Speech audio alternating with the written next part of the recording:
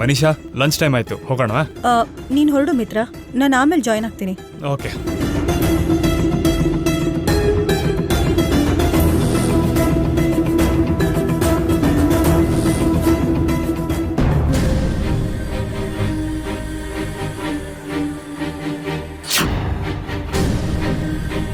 ತಿನ್ನು.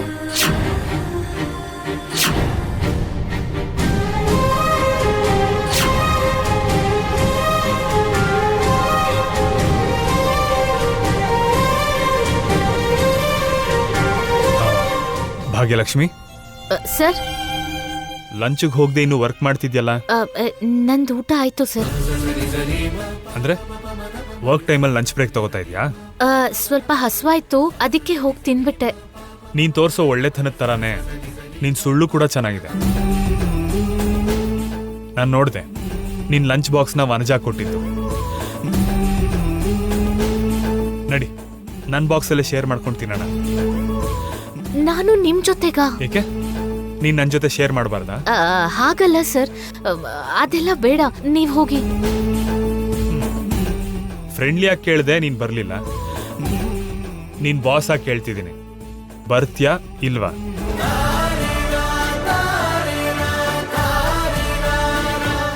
ಸರಿ ಸರ್.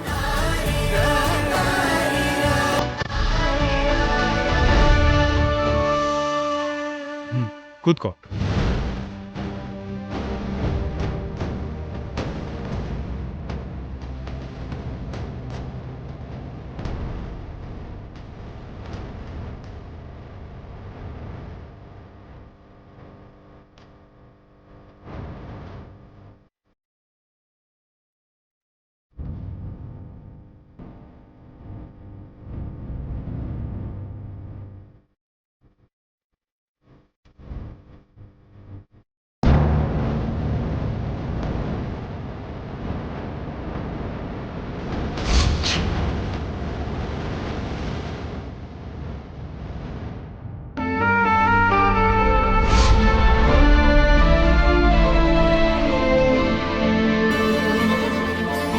ಮಿತ್ರ ಊಟನ ಲಕ್ಕಿ ಜೊತೆ ಯಾಕೆ ಶೇರ್ ಮಾಡ್ತಿದ್ದಾನೆ? ಆಕ್ಚುಲಿ ಏನ್ ನಡೀತಿದೆ ಇಲ್ಲಿ?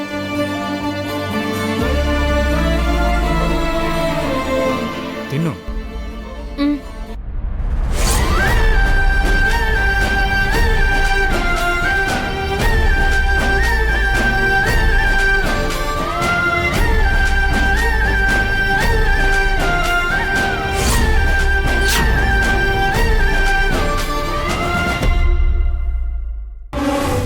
ಮಿತ್ರ ಜೊತೆ ಲಂಚ್ ಆಗಲಿ ಲೈಫ್ ಆಗಲಿ ನಾನೇ ಶೇರ್ ಮಾಡಬೇಕು. ಆಲ್ರೆಡಿ ಮನೇಲಿ ಆ ಭಾಗ್ಯ ಶೇರ್ ಮಾಡಿಕೊಂಡು ಇವಾಗಿಲ್ಲಿ ಭಾಗ್ಯಲಕ್ಷ್ಮಿ ಬಂದಿದ್ದಾಳ. ಯಾವುದೇ ಪರಿಸ್ಥಿತಿಯಲ್ಲೂ ಇನ್ನೊಂದು ಹುಡುಗಿ ನೆರಳು ಕೂಡ ಮಿತ್ರ ಮೇಲೆ ಬೀಳೋಕ್ ಬಿಡಲ್ಲ.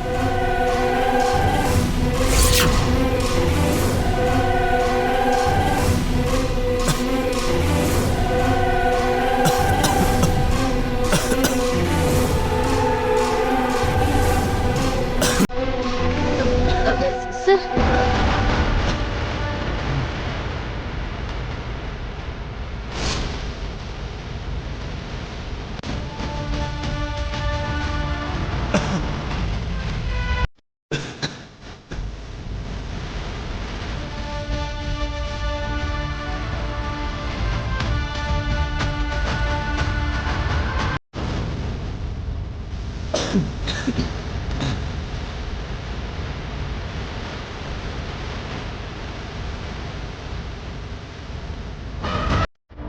ಈ ಥರದ್ದೆಲ್ಲ ನೋಡ್ಕೊಳ್ಳೋದಕ್ಕೆ ಆಲ್ರೆಡಿ ಮಿತ್ರ ಜೀವನದಲ್ಲಿ ನಾನಿದ್ದೀನಿ.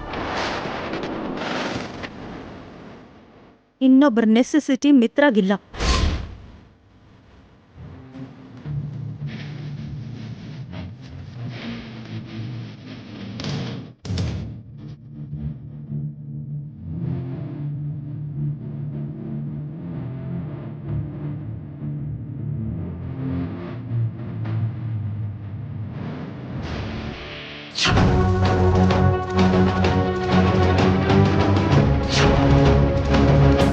ನೋಡು ಲಕ್ಕಿ, ಇಲ್ಲಿ ಅವ್ರವ್ರ ಕೆಲಸ ಅವ್ರವ್ರು ಮಾಡಿದ್ರೆ ಚೆನ್ನಾಗಿರತ್ತೆ. ಇನ್ನೊಬ್ರ ಕೆಲಸದಲ್ಲಾಗ್ಲಿ ಇನ್ನೊಬ್ಬರ ಲೈಫಲ್ಲಾಗ್ಲಿ ಮೂಗ್ ತೋರಿಸೋ ಅವಶ್ಯಕತೆ ಇಲ್ಲ. ಹತ್ರ ಆಗ್ಬೇಕು ಅನ್ನೋ ಯೋಚನೆನೂ ಮಾಡ್ಬೇಡ.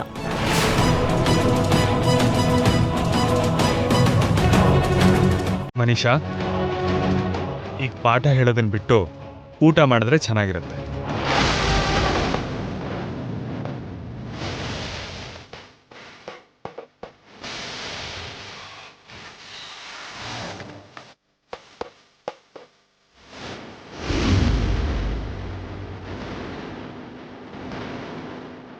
ಲಕ್ಕಿ, ಆಫೀಸಿಗೆ ಬಂದು ಕೆಲಸ ಮಾತ್ರ ಮಾಡಬೇಕು, ಪರ್ಸ್ನಲ್ ಕೆಲಸ ಇಟ್ಕೋಬೇಡ ಅಂತ, ಬೇರೆಯವ್ರ ಜೊತೆ ಇಂಟ್ರಾಕ್ಷನ್ ಮಾಡಬಾರ್ದು ಅಂತ ನಿನಗೆ ಅರ್ಥ ಆಗೋ ಹಾಗೆ ಮಾಡ್ತೀನಿ.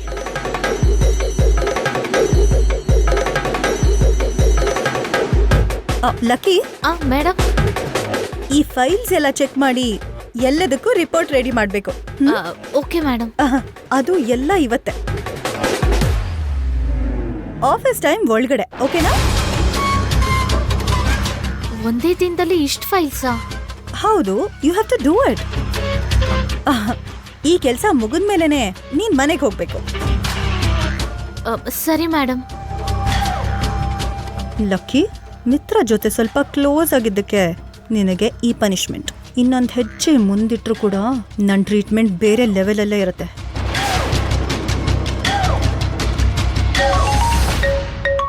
ದೇವ್ಯಾನಿ ಆಂಟಿ ಯಾಕೆ ಫೋನ್ ಮಾಡ್ತಿದ್ದಾರೆ? ಹಲೋ ಆಂಟಿ, ಹೇಳಿ. ಹೌದಾ, ಸರಿ ಸರಿ, ನಾನು ಇವಾಗಲೇ ಬರ್ತೀನಿ.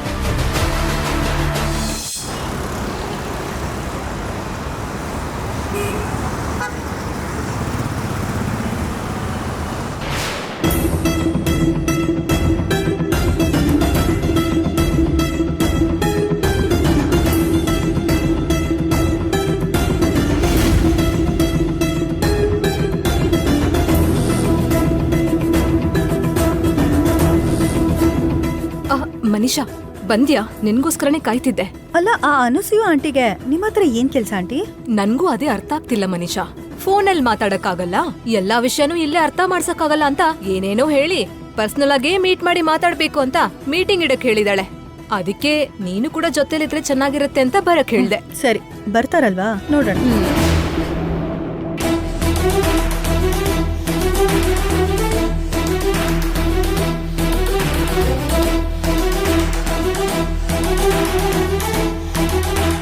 ದೇವ್ಯಾನಿ, ಬಂದ್ಯಾ?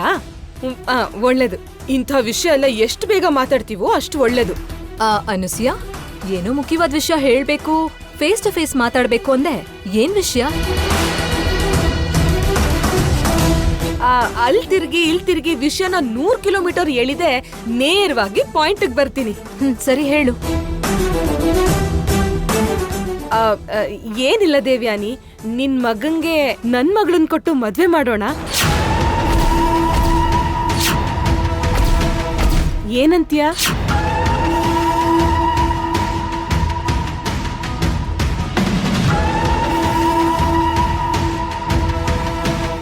ಏನು, ನನ್ ಮಗನ್ಗೆ ನಿನ್ ಮಗಳ ಜೊತೆ ಮದ್ವೆನಾ? ಆಕಾಶ ಭೂಮಿನ ಒಂದ್ ಮಾಡಕ್ಕಾಗತ್ತೆ ಅನ್ಕೊಂಡಿದ್ಯಾ ಅನುಸೂಯ?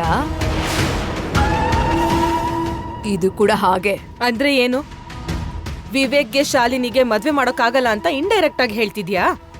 ಇಂಡೈರೆಕ್ಟ್ ಆಗೇನು, ಡೈರೆಕ್ಟ್ ಆಗೇ ಹೇಳ್ತಾ ಇದ್ದೀನಿ. ಕೋಟೆಯಲ್ಲಿ ರಾಜನಂಗಿರೋ ನನ್ ಮಗ ಎಲ್ಲಿ? ಆ ಕೋಟೆಯಲ್ಲಿ ಇಲಿ ಹಾಗೆ ಓಡಾಡೋ ನಿನ್ ಮಗಳೆಲ್ಲಿ?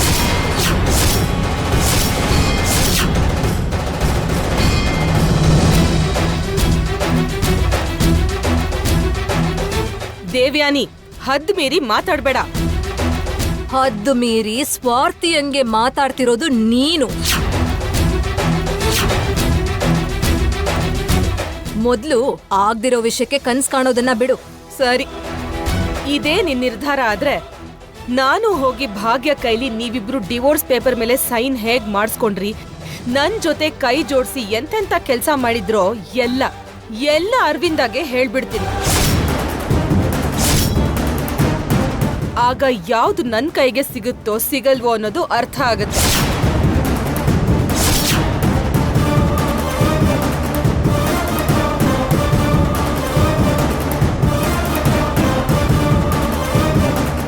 ಅನಸೂಯ, ನೀನಿಷ್ಟು ಕೀಳಾಗಿಳಿತಿ ಅಂತ ಅನ್ಕೊಂಡಿರ್ಲಿಲ್ಲ. ಇಳಿದಿದ್ದಕ್ಕೆ ನಿನ್ ಜೊತೆ ನಾನು ಕೈ ಜೋಡಿಸಿದ್ದು.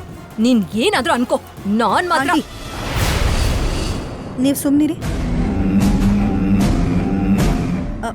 ಅನಸೂಯ ಆಂಟಿ, ನಿಮಗೆ ಏನಾಗಬೇಕು? ವಿವೇಕ್ಗೆ ಶಾಲಿನಿ ಜೊತೆ ಮದುವೆ ಮಾಡಬೇಕು ಅಷ್ಟೇ ಅಲ್ವಾ? ದೇವಿಯಾನಿ ಆಂಟಿ, ನೀವೊಂದ್ಸಲ ಯೋಚನೆ ಮಾಡಿ. ಆಸ್ತಿ, ಅಂತಸ್ತು, ಹಠ, ಅಹಂಕಾರ ಇದೆಲ್ಲ ಮನ್ಸಲ್ಲಿಟ್ಕೊಂಡ್ರೆ ಹೇಗೆ? ಶಾಲಿನಿಗಾದ್ರೂ ಏನ್ ಕಡಿಮೆ ಇದೆ? ಅಂದವಾಗಿದ್ದಾಳೆ. ವಿವೇಕ್ಗೆ 7 ಜೋಡಿ ಕರೆಕ್ಟ್ ಆಗಿರುತ್ತೆ. ನೋಡಿದ್ಯಾ ದೇವ್ಯಾನಿ, ಮನೀಷಾಗ್ ಅರ್ಥ ಆದಷ್ಟು ನಿನಗ್ ಅರ್ಥ ಆಗ್ಲಿಲ್ಲ.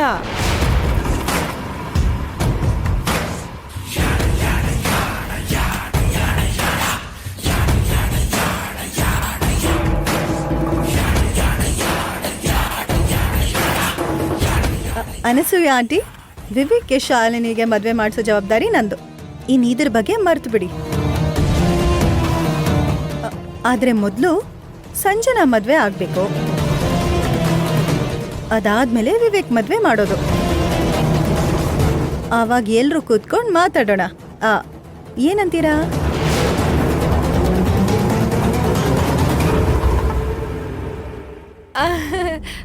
ಮಾತ್ ಕೊಟ್ರೆ ಬಾಯ್ ಮುಚ್ಕೊಂಡ್ ಕೂತ್ಕೋತೀನಿ ಅಂತೀನಿ.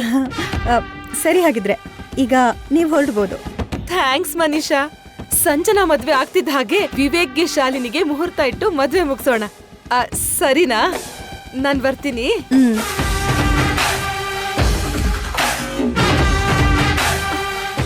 ಏನ್ ಮನುಷ್ಯ ಇದು? ಏನ್ ಮಾಡ್ತಿದ್ಯಾ? ಸ್ವಲ್ಪ ಕ್ಲೆವರ್ ಆಗಿ ಯೋಚನೆ ಮಾಡಿ ಆಂಟಿ. ಆ ಅನಸೂಯ ಬಾಯ್ ಬಿಟ್ರೆ ನಾವು ರೋಡಿಗೆ ಬರ್ತೀವಿ. ಅಟ್ ಪ್ರೆಸೆಂಟ್ ಆ ಅನಸೂಯ ಆಂಟಿನ ಕೂಲಾಗೆ ಡೀಲ್ ಮಾಡ್ಬೇಕು. ಒಂದ್ಸಲ ಭಾಗ್ಯನ ಮನೆಯಿಂದ ಕಳಿಸಿದ್ರೆ ಈ ಅನಸೂಯ ಆಂಟಿನೂ ಕೂಡ ಪಕ್ಕಕ್ಕೆ ತಳ್ಬೋದು. ಅಲ್ಲಿವರೆಗೂ ಸ್ವಲ್ಪ ಪೇಷನ್ಸ್ ಇಟ್ಕೊಳ್ಳಿ.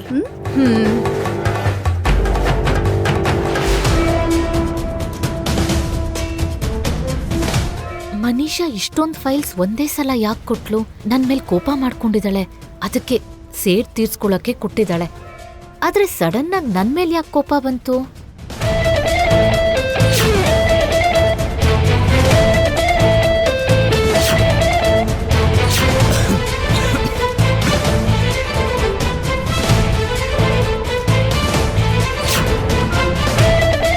ನೋಡು ಲಕ್ಕಿ, ಇಲ್ಲಿ ಅವ್ರವ್ರ ಕೆಲಸ ಅವ್ರವ್ರು ಮಾಡಿದ್ರೆ ಚೆನ್ನಾಗಿರತ್ತೆ. ಇನ್ನೊಬ್ರ ಕೆಲಸದಲ್ಲಾಗ್ಲಿ ಇನ್ನೊಬ್ಬರ ಲೈಫಲ್ಲಾಗ್ಲಿ ಮೂಗ್ ತೋರಿಸೋ ಅವಶ್ಯಕತೆ ಇಲ್ಲ. ಮಿತ್ರ ಅವ್ರ ಜೊತೆ ನಾನು ಊಟ ಮಾಡಿದ್ದಕ್ಕೆ, ಅವ್ರು ನನ್ನ ಜೊತೆ ಸ್ವಲ್ಪ ಸಲ್ಗೆಯಿಂದ ಮಾತಾಡಿದ್ದಕ್ಕೆ ಮನೀಷಾಗೆ ಕೋಪ ಬಂದಿದೆ. ಛೇ, ಮನೀಷನ್ ಗುಣ ಯಾವತ್ತೂ ಬದಲಾಗಲ್ಲ, ಅವಳು ಯೋಚನೆ ಮಾಡೋ ರೀತಿನೂ ಬದಲಾಗಲ್ಲ. ಏನ್ ಮಾಡೋದು? ವರ್ಕ್ ಕೊಟ್ಮೇಲೆ ಮಾಡ್ಲೇಬೇಕಲ್ಲ. ಭಾಗ್ಯಲಕ್ಷ್ಮಿ, ಏನು?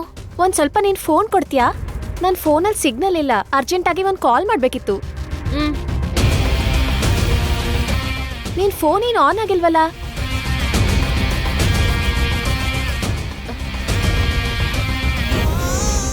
ಅಯ್ಯೋ, ಸ್ವಿಚ್ ಆಫ್ ಆಗ್ಬಿಟ್ಟಿದೆ. ನಿನ್ ಹತ್ರ ಚಾರ್ಜರ್ ಏನಾದ್ರೂ ಇದೆಯಾ? ಇಲ್ಲ ಭಾಗ್ಯಲಕ್ಷ್ಮಿ.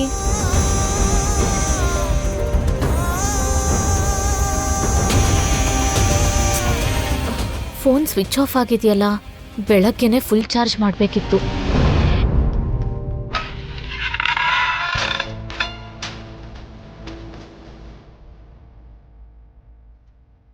Excuse me sir. ನಿಮ್ಗೆ ಆಮೇಲೆ ಫೋನ್ ಮಾಡ್ತೀನಿ.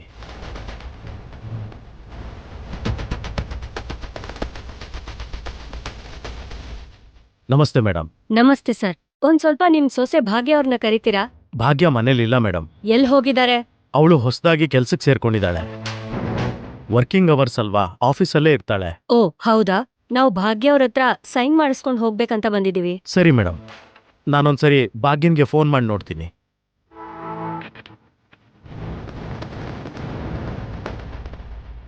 The number you have dialed is currently switched off.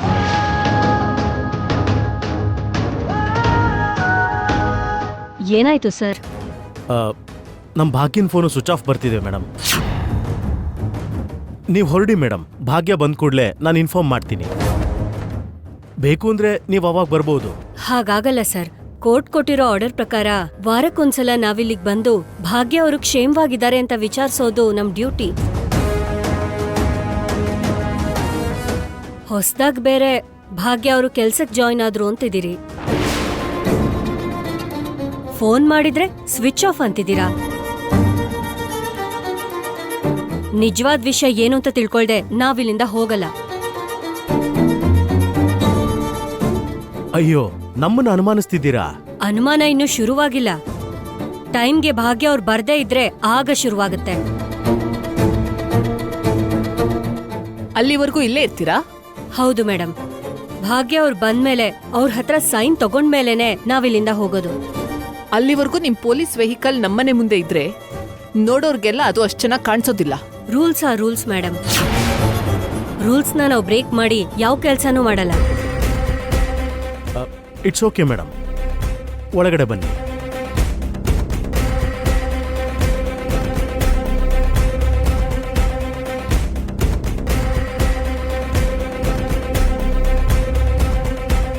ಭಾಗ್ಯನ್ phone ಯಾಕೆ ಸ್ವಿಚ್ ಆಫ್ ಬರ್ತಾ ಇದೆ?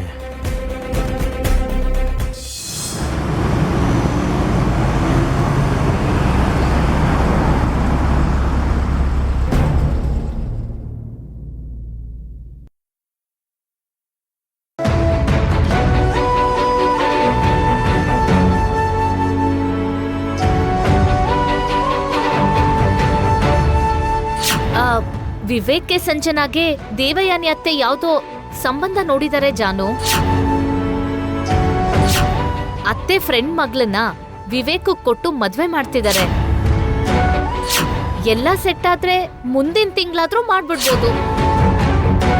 ವಿವೇಕ್ಗೆ ಮದ್ವೆ ಸೆಟ್ ಆದ್ರೆ ನನ್ನ ಹತ್ರ ಒಂದ್ ಮಾತು ಹೇಳಲೇ ಇಲ್ವಲ್ಲ ಅವನು. ಹೇಳ್ಬಾರ್ದು ಅನ್ಕೊಂಡ, ಅಥವಾ ಹೇಳೋ ಅವಶ್ಯಕತೆ ಇಲ್ಲ ಅನ್ಕೊಂಡ. ಆದ್ರೂ ಈ ವಿಷಯ ನಂಗೆ ಯಾಕೆ ಬಿಡು.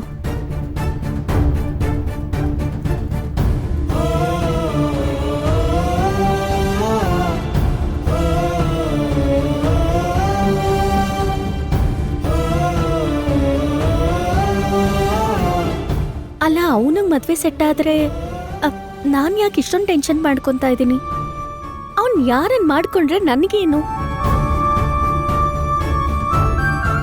ಅಷ್ಟಕ್ಕೂ ಈ ಮದ್ವೆನ ವಿವೇಕ್ ಇಷ್ಟಪಟ್ಟೆ ಮಾಡ್ಕೊಂತಿದ್ದಾನ?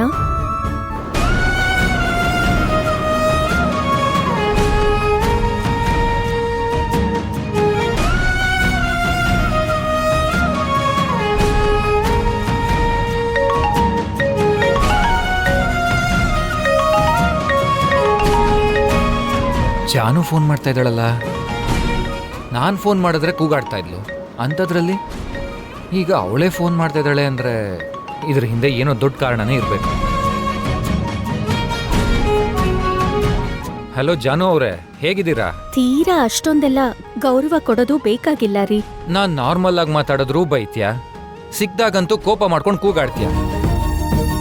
ಅದಕ್ಕೆ ಸ್ವಲ್ಪ ರೆಸ್ಪೆಕ್ಟ್ ಕೊಟ್ಟು ಮಾತಾಡೋಣ ಅಂತ. ಆ ರೆಸ್ಪೆಕ್ಟ್ ಅಲ್ಲೂ ನನ್ನನ್ನ ಹೀಯಾಳಿಸ್ತಾ ಇದೆಯಾ ಅಲ್ವಾ? ಅದಕ್ಕೆ ಅದರ ಅವಶ್ಯಕತೆ ಇಲ್ಲ ಅಂದೆ. ಏನ್ ವಿಷಯ? ಮದ್ವೆ ಸೆಟ್ ಆಯ್ತಂತೆ. ಮದ್ವೆ ಊಟನ ಯಾವಾಗ ಹಾಕಿಸ್ತಿದ್ಯಾ ಅಂತ ಕೇಳೋದಕ್ಕೋಸ್ಕರ ಫೋನ್ ಮಾಡ್ದೆ. ಹೌದಾ? ಹಾ, ಸದ್ಯದಲ್ಲೇ ಇದೆ. ಮುಹೂರ್ತ ಸೆಟ್ ಆದ್ಮೇಲೆ ಫಸ್ಟ್ ನಿನ್ಗೆ ಇನ್ಫಾರ್ಮ್ ಮಾಡ್ತೀನಿ. ಅಂದ್ರೆ ತುಂಬಾ ಇಷ್ಟಪಟ್ಟು ಬೇಕು ಅಂತಾನೆ ಮಾಡ್ಕೊಂತಿದ್ಯಾ? ಜಾನು ಏನ್ ಈ ತರ ಕೇಳ್ತಾ ಇದ್ದಾಳಲ್ಲ, ಇವಳು ವಾಯ್ಸ್ ಯಾಕೋ ಇವತ್ತು ಬೇರೆ ತರ ಕೇಳಿಸ್ತಾ ಇದೆ. ಅದೇನು ಅಂತ ಕಂಡು ಹಿಡಿಬೇಕು. ಹಲೋ, ನಿನ್ನೆ ಆ ಹುಡುಗಿ ಆ ಸಂಬಂಧ ಅಷ್ಟೊಂದು ಇಷ್ಟ ಆಯ್ತಾ? ಏನು ನನಗ್ ಮದ್ವೆ ಆಗ್ತಿದೆ ಅಂತ ಕೂಡ್ಲೆ ನಿನಗ್ ಟೆನ್ಷನ್ ಆಗ್ತಿರೋ ಹಾಗಿದೆ? ಜಾನು, ಏನಾದ್ರೂ ಹೇಳ್ಬೇಕು ಅನ್ಕೊಂಡಿದ್ರೆ ಈಗ್ಲೇ ಹೇಳ್ಬಿಡು. ನಾಳೆ ನನ್ ಮದ್ವೆ ಆದ್ಮೇಲೆ ವಿವೇಕ್ಗೆ ಆಗ್ಲೇ ಹೇಳಿದ್ರೆ ಚೆನ್ನಾಗಿರ್ತಿತ್ತು ಅನ್ಕೊಂಡ್ರೆ ಏನು ಪ್ರಯೋಜನ ಇಲ್ಲ. ಹೇಳೋದಕ್ಕೆ ಏನಿದೆ ಬಿಡು. ಚೆನ್ನಾಗಿ ಯೋಚನೆ ಮಾಡು. ನಿನ್ ಮನ್ಸಲ್ಲಿ ಏನೋ ಇದ್ದೇ ಇರುತ್ತೆ. ಹೇಳ್ಬೇಕು ಅನ್ಕೊಂಡು ಹೇಳ್ದೆ ಮುಚ್ಚಿಟ್ಟಿರೋದೆಲ್ಲ ಅಲ್ಲೇ ಬಚ್ಚಿಟ್ಕೊಂಡಿರುತ್ತೆ. ಅವನಿಗೆ ಈ ಮದ್ವೆ ಇಷ್ಟ ಇದೆಯಾ ಅಂತ ತಿಳ್ಕೊಳ್ಳೋದಕ್ಕೆ ನಾನ್ ಫೋನ್ ಮಾಡಿದ್ರೆ ಅವನು ನನ್ ಮನ್ಸಲ್ಲಿ ಏನಿದೆ ಅಂತ ತಿಳ್ಕೊಳ್ಳೋ ಪ್ರಯತ್ನ ಮಾಡ್ತಿದ್ದಾನಲ್ಲ. ಹಲೋ ಮೇಡಮ್ ಅವ್ರೆ, ತಾವು ಎಲ್ಲ ವಿಷಯನೂ ಮುಚ್ಚಿಟ್ಟು ಆ ಮನ್ಸಿನ ಮಾತೆಲ್ಲ ಸಮಾಧಿ ಮಾಡೋದ್ರಿಂದ ಯಾವ ಪ್ರಯೋಜನನೂ ಇಲ್ಲ. ಮೊದಲು ಅದನ್ನ ಯೋಚನೆ ಮಾಡಿ. ಯೋಚನೆ ಮಾಡೋದಕ್ಕೆ ಏನಿರತ್ತೆ? ಮದ್ವೆಗ್ ಕರಿತೀನಿ ಅಂದ್ಯಲ್ಲ, ಮದ್ವೆಗ್ ಬಂದು ಒಬ್ಬಟ್ಟು ಊಟ ಮಾಡ್ಕೊಂಡು ಹೋಗ್ತೀನಿ ಬಿಡು. ಫೋನ್ ಇಡ್ತೀನಿ, ಬಾಯ್. ಹೇ,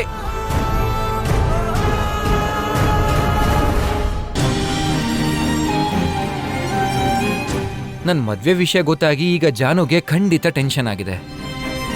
ಅಂದ್ರೆ ಅವಳ ಮನ್ಸಲ್ಲಿ ಏನೋ ಇದೆ, ಅದನ್ನ ಹೊರಗೆ ಹೇಳ್ದೆ ಮುಚ್ಚಿಡ್ತಾ ಇದ್ದಾಳೆ ಅಷ್ಟೇ. ಅದೇನು ಅಂತ ಗೊತ್ತಾದ್ರೆ ನನ್ನ ಮದ್ವೆ ಬಗ್ಗೆ ನನಗೂ ಕೂಡ ಕ್ಲಾರಿಟಿ ಸಿಗುತ್ತೆ.